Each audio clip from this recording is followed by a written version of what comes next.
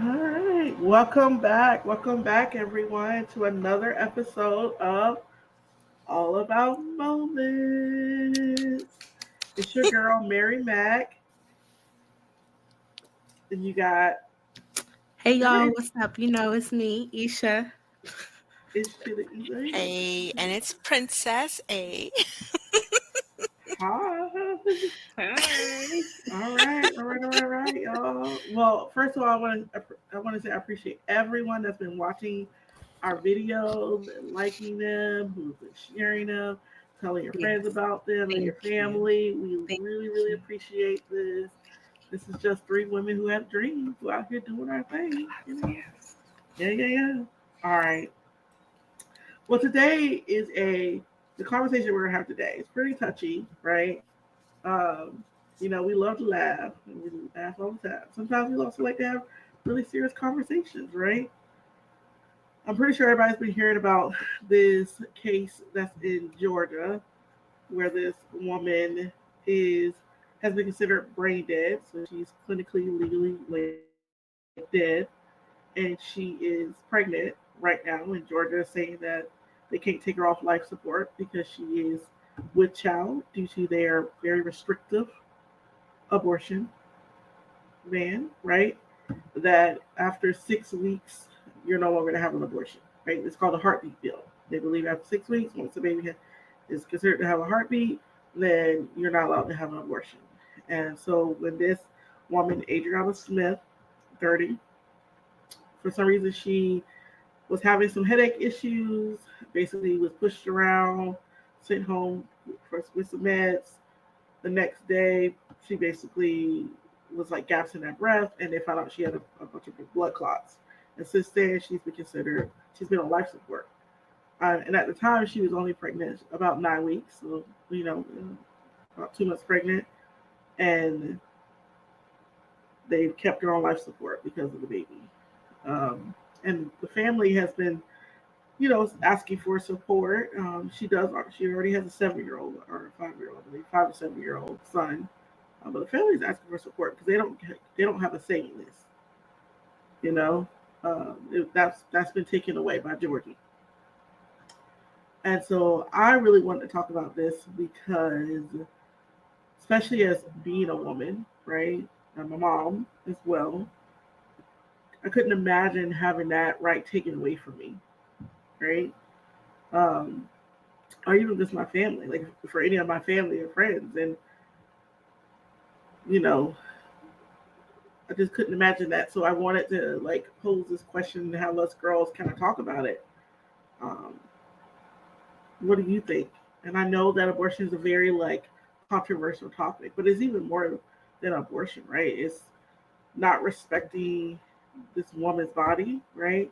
Not listening to black women because she was going to hospitals and doctors about her intense headaches, right? They never listened to her, and this woman ended up dying because of these blood clots that they just didn't do anything about. So we know that hospitals and doctors do not trust black women. They don't listen to us when we're saying that we're in pain or we're in discomfort or something's not right about our bodies. They don't listen to us. For them to then take control of her body and tell her what she needs to do with it. So I'm getting off you know, my box. This is like you said, it's a very touchy subject.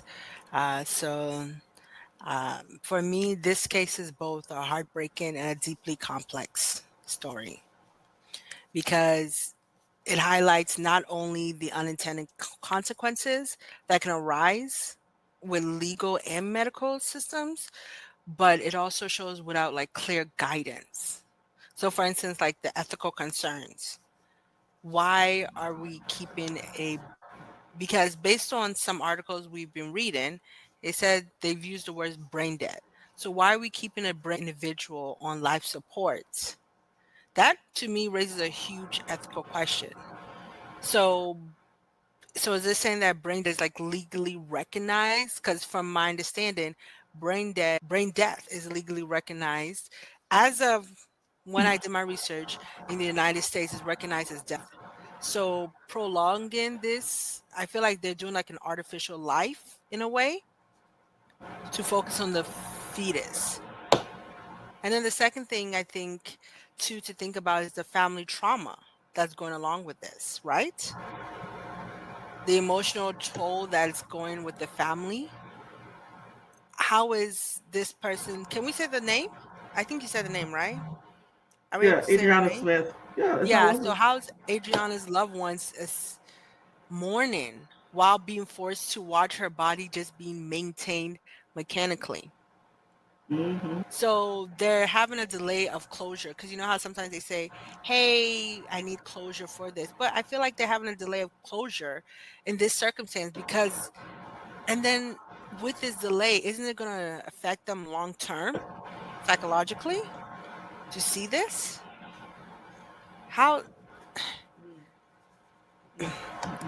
I don't know. That's those are the two things I'm thinking about in my head. The ethical concerns and then the family trauma. So then what happens though if they do have how they're going to bring the child out, which probably I guess they'll do C-section or something.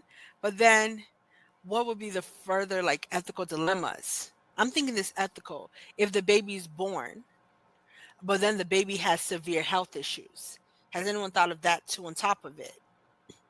I guess by then the family will get to decide what happens to the baby But once the baby is born, and what what type of procedures or that they are willing to go through for this baby to keep the baby alive or healthy or whatever the case may be. But they did say the baby looks like it may have some fluid on the brain, and they just don't know the capacity of how much medical like issues this baby may have. Um, I mean, because remember, like his mom is brain dead, so for a portion of time, mom was like getting oxygen to the brain, which means the the baby was limited on what it was getting as well. And then, so I don't know, but you brought up some really good points. I know. What do you think, Isha? I my heart just goes out to Miss Smith and her family because I know it is hard to you're just trying to live your life. You're just trying to birth your child, you're just trying to live and and now here you are being held under the law.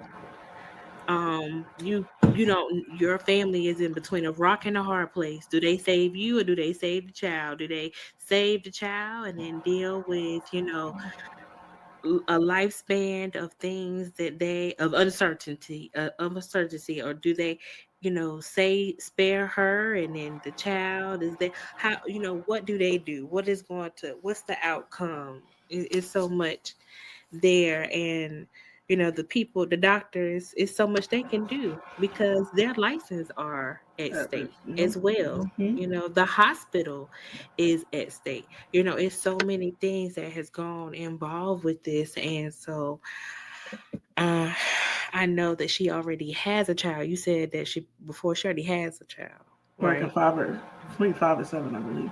His son. Right. Yeah, so she's already a mother, and that is heartbreaking. You never know. She might need this child. We don't know. But my heart just goes out to her, and this is just um it kind of this episode is going to really help explore deeper levels of just personal things that people have going on as well, because her family is going to have to not only face this politically, but they're also going to have to discuss this within their family, how they're going to work together, within their family to make this decision. So it's very sad. It's so many questions as well. So my heart definitely goes out to that family for sure. Yeah, thank you for that, Aisha. It's there's like a multitude of conversations that we can have here, right? I think Abby brought up ethics, right?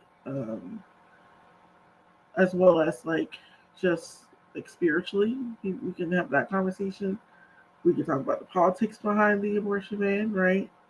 Um, or just the I think the lack of care that as Black women, the lack of compassion, the lack of care, the lack of that they don't listen to us, right? Like a lot of things, and like when we go to the hospital, it goes unnoticed. Like a very like people.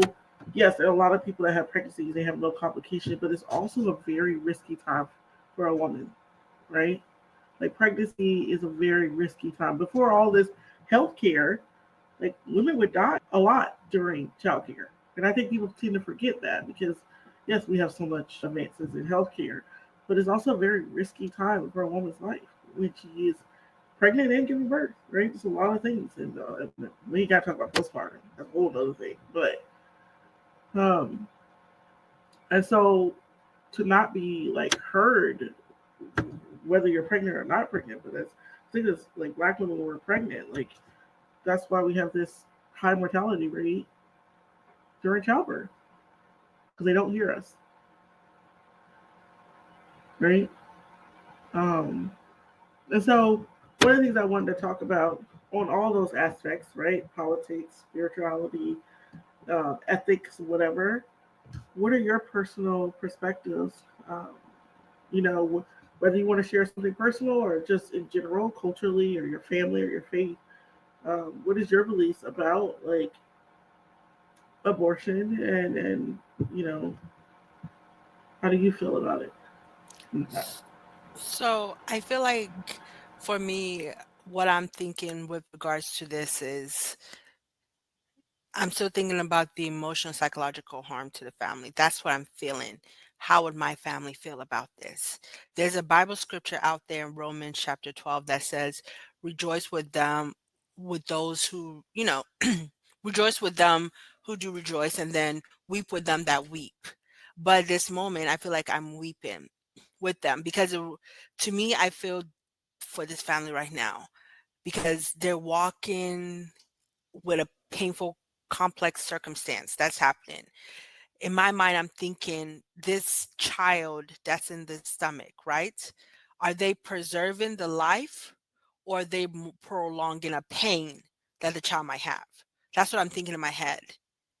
It's a good point. It's a good point. Because I really started reading, digging deep into it. So I'm thinking in my head right now, people are weeping, but we're not really weeping with them. Instead, we're telling them this what they have to do because of the law. And that's another thing that's getting to me too with this. Sometimes this law is just, it's a lot. It's a lot. Law, Well, this is what this, happens when you have a bunch of men who try to tell women what to do with their bodies. I feel like this case, what's happening, is an example of how we're creating certain laws and we're crafting them, but we're not really considering like the medical nuances, the medical implications, the medical really digging deep. I don't think we're really understanding the clarity, the compassion for a medical judgment in these legalizations. That's what I'm thinking in my head right now. And it's fine. Okay, if the men want to make the law, the women want to make the whoever wants to make the law. But did they think of all aspects or as many different cases before this occurred? Has anyone thought of that? I mean, honestly, above all, like these are the laws, and honestly, there's nothing I can tangibly do right now, but just honestly, just pray for her family. And I wish that things were just different. And it really sounds like she needs a miracle. It really sounds like she needs a miracle. I mean, for her and the baby, because I don't know if the case is still going on, what the difference is, but you know, her family has to fight politically just to save her life. You know what I mean? They But have she's to dead. fight. There's What no about the life. baby? So what are they gonna do? Are they gonna take her off support? What They're are they gonna keeping do? her. That's what I think. That's what they say. They want to keep her on life support until But what she about can the have the baby? baby. They're gonna take Until the baby. They're gonna take the baby. They got yeah. So what I'm reading is that they're trying to keep her hooked up to life support possibly until the baby's able to live out of the womb on its own, which is around like 24 or 25 weeks or Okay. more. So it may depends on. I don't know if they're gonna make her go full term because right now she's 21 weeks. And so like depends on like when they feel comfortable with taking the baby because she ain't gonna give birth, right? Okay. So Right. No. so Yeah. Hmm. so when did they feel comfortable taking the baby out of Oh my her god. womb of her uterus? Um, so she's just gonna be on life support until then. So she's been doing this for about 12 weeks because she clinically died around 9 weeks and now it's 20 weeks. So it's been 12 weeks already, 3 months. Oh my goodness. And now when the baby come out, somebody gotta take care of the baby. Well, the baby seems like it's gonna have a lot of medical issues. They already said the baby has fluid on the brain. Right. Yeah. Yeah, Yeah. yeah. That doesn't mean that makes the baby life less worthy of saving. It's just that Right. No. Mm-mm.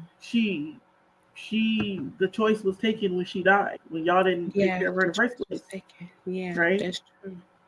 Um, and so is it? I don't know if this would have been a different conversation if she would have maybe had the blood clot and went brain dead around 35 weeks. Then that's a Yeah. different conversation. But we're talking about at 9 weeks, you're Yeah. holding her hostage, Right. her body, and like just Her using her as the body. Yes. using her as the Yeah. incubator, right? There's Yeah. no And that's not right. there's no like say or kind. It's for this woman as a person. Um, like I'm gonna tell you, about my perspective, Roe versus Mm. Wade was fine, right? Like there was no need to go ahead and change the laws, Right. um, There was no and need. there was Yes. no need, and it was up to everyone's person, like to obviously Yes. federally Roe versus Wade was fine. People went. The doctors didn't Mm-hmm. have all this questions. They weren't confused. They weren't worried about losing their license. Hospital wasn't worried about Mm-hmm. losing their accreditation. Everybody knew what they needed to do, right? Right. You're If there to help. you're there, and in my perspective, Yes. if you don't agree with abortions, then don't have one. I don't know what I'm saying. Like I don't necessarily agree with a lot of things, so I don't do it. But I'm not going to push my beliefs on other people, right? And so these are the consequences of you know people and their belief system trying to control other people when they didn't even do their research, and now we have all these different situations when women are needing to have an abortion for medically situation where they can die, and they're like, oh, and the hospitals are so confused and don't know what to do. There's a woman in Texas who needed to have an abortion, but they wouldn't give it to her, but she needed to have it or she would die, and she had to go out of state to get one. I think what they could be thinking is perverse mindset. You know what I mean? They're not thinking medically when that when they're thinking of that. They're thinking of perverse mindsets, like as if you were have as if you as a woman have done something that has triggered or that has allowed you to be now pregnant, and now you say, oh, never mind, my bad, I don't want it. That's what they could be thinking versus a real medical issue, that things happen in the middle of your birth Mhm. and that you actually need that, and now because you put this law in effect because you were thinking perverse, that it's a issue now. That could be it, but I don't know, Well, I don't make regardless, calls. it's that woman's body. So if she decides, Right, oh, regardless. I don't But want I to think have, that's what people are thinking, like yeah. when we say,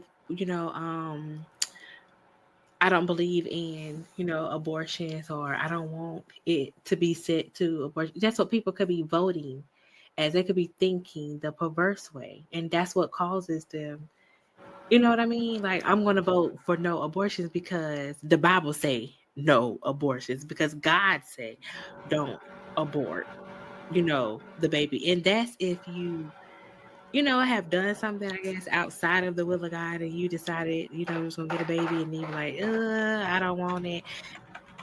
That, you know, desires repent and forgiveness. So I don't I think that just understanding the way some people think of it when you say abortion. Like people don't think medically, like abortion, like health wise. They think, you know what I mean, perverse, like plan B. Mm-hmm. I don't know. Just a thought. Mm-hmm. Well, if they would have minded their business, then they wouldn't have to worry about this. I just Okay. have one question that's been storming my mind and keep thinking over and over and over, just reading some of these articles. And I keep asking myself, who is paying the medical bills? Who is the one financially responsible for this lady's prolonged life support? And I just keep seeing it remains uncertain. But the bill as of now is $275,000. And the reason why we know about it is because the family seems like, I think was it her somebody in her family or some people, they put up a GoFundMe campaign indicating that they have significant financial strain on the family and that they may be responsible. My thing is too, I'm sorry, you're forcing somebody's to be alive and then you're forcing the family to take care of the bill, but they already they've already made decisions they I wanted want to. I her want to to take care pass of that away. bill. That is So cute, who is responsible for right? this? That ain't got nothing to do with me. Especially the unique Bill, circumstances. Bill, the lady that's sitting up there on life support. Bill her. That's Cause we that's the wanna. person they should build the hospital or whoever Mm-hmm. agreed on this. Don't As bill of me. I don't even know when the date was that GoFundMe was. It was 275,000. So imagine the bill's going up because it's going to be several months. Yeah, because I mean they're taking care of a 7-year-old. Who knows then if the baby is what the baby is born alive and there's going to need all this medical um, like medical procedures to keep it alive. That's going to be a whole nother. A stay in the NICU. Whew, talk about a bill. Um, which but then I think the cost of having to take care of a newborn and how that's going to change their lives, right? Right. Like all these They didn't financial agree to have a implications. baby. What do you say? Go ahead. They didn't agree to have a baby. That's the thing. Like all these complicated implications you're putting on there. Mm. And then my thing too is hopefully, God, please keep me safe. Is the baby in it going to be considered an experiment baby? Because you know how I watched a lot of Lifetime movies in my day, and I don't remember the name of it. It's either in Lifetime one movie where the parents had one kid who was sick of like cancer or something. Then they had another child, and the child said something like, "Oh, I was born to save my sister." So they Mm-hmm. were I've seen only that. taking like blood, bone marrow to the other sister who needed it. So basically she was Mm. like an experiment child. So Yeah, I'm wondering, is that what this baby's gonna be? Is that baby gonna be like an experiment baby, child? but also look at there's been plenty of research on the importance of a mom speaking to their baby, um, like just being alive and carrying the baby, right? Like speaking to it, like the joys, like having those emotions. We know that trauma, the impact that trauma has on the baby in utero, right? And this mom has went through some trauma, and now it's dead. It has no emotional emotions, feelings whatsoever. So that baby is not receiving that at all, right? It's basically in a box. What effect is that going to have on this baby? There's Correct. physical health, but also its own just long term if the baby makes it, right? Because like I said, there's been a lot of research on how trauma, how the mom is experiencing trauma, the mom is experiencing stress, environmental stress, which is trauma, how that impacts the baby in utero. And now we have mom experiencing nothing. because she did. That's why I keep saying over and over, is this like an experiment? Just Of like course, that movie, that yes, of other course they child use was black women for experiments. like that Right. that They're trying to see if her brain dead body can grow a baby, is what they're trying to see. because what It's I'm the, thinking, go ahead, sorry. no, I'm just saying they're just trying to think if a brain dead woman's body can grow a baby. That's what they're trying to see. Because my fear is, or my concern, or I'm wondering, I don't know what emotion I'm having right now, is if they're trying to see that, is the next thing then to create a robot person to create hold a fetus in it? Because I'm thinking from the technical side of things, from my field of war study. I mean, Is it's been talked about because I That's mean, deep. there's different That's ways deep. that, like, particularly for people who are experiencing like infertility or having issues, if you can grow a baby outside of a woman's body, I know how many rich people would take that, just take that up. They're already like, but then so. where's the biblical aspect with it too? If that happens, let's say in 30 years or however long or less or more, I don't know how long that would be. Is this just the beginning of a new experiment? Well, they're already like doing like transplants, right? So this woman's sister, she was done using her uterus. I think it was in the UK. I heard about NPR. I should get NPR. And she was done with her uterus. She had two children, and her sister had since birth has had a uterus that was like for some reason just malfunctioned. But she wasn't able to get pregnant. So they transplanted the uterus out of her sister to this. She gave it to her sister, and then she ended up having a baby from it. Like she was able to get pregnant and everything. That But I mean, it's like I guess it's similar to like I give you a heart if you need. I mean, obviously I can't live without my heart, so I'll be dead. But you can give your sister a kidney if you give your sister a uterus. She gave her sister her uterus. Yeah, because it's not like it was could kill her or anything. It's just she couldn't get pregnant with it. Mm. Mm. And my other sister was done with it. She was like, "Oh, I'm done. I don't need it. I have my kids." But I mean, there's other reasons why we have a uterus. They just have babies. Oh, I know, but I'm just saying, I got, go ahead. Oh, that was it. Don't forget to like, share, and subscribe to All About Moments, where you'll be able to see all the exciting sessions, all the exciting discussions, all the exciting things that we have to talk about. Please like, share, subscribe, turn on your notification. You don't want to miss the next moment. Catch you at the next moment. Well, welcome back. So I guess like a question is another question since we're talking about. I think this is bigger than abortion, but it can even just be about like miscarriages and infertility and just all the things surrounding like pregnancy and trying to get pregnant and all this stuff. I do think it's a conversation that as women we don't really have with each other a lot, right? Like a lot of people suffer in silence by themselves, Yeah. um, and it's not something that we or just even difficulties the like postpartum or prepartum, like anxiety or depression, and postpartum like anxiety, Yeah. depression, or psychosis. Right? Those are not things that are talked about because Mm-mm. pregnancy is supposed to be this blissful, loving time in a person's life, right? And Yeah. sometimes it's not always that. It's not. I think with this most recent legal change, it has definitely affected the women across the U.S. The emotional toll that it has given and the restrictions for sure. I wish that women would know that there are resources available. There's definitely support. There's mental health support. There's sisters that are also going through this as well. So I want, women to know that there are things out there that can help them.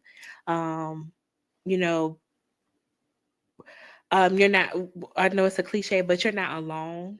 All you have to do is ask, or some people just simply see the need and are willing to help because this legal change has definitely affected women in such a great way. So I want women to know that. I really do. I think something I'm thinking that for people who are thinking about pregnancy or planning for motherhood, having that, to me, this case that's happened, I feel like it can create some kind of emotional conflict and fear. And what I mean by that is some women who are excited, been dreaming of becoming mothers, they might start worrying about what is their rights if they do when they get pregnant, or pregnancy if it becomes medically complicated. I'm just going to throw this out here as an encouraging scripture. It's in Psalms 147, think it's verse 3, about he healeth the broken in heart and binding up their wounds. So if any of us are feeling that fear, hopefully you'll be okay. And hopefully things will work in your favor. I don't know. I'm kind of at a loss for words and angry and um, I don't know if you guys ever seen um, Handmaid Tales on Hulu. Yeah, it's very Mm-mm. interesting. It's a No, I haven't really seen that. yeah, it's a really good show on Hulu. Um, basically about I don't know how synopsis.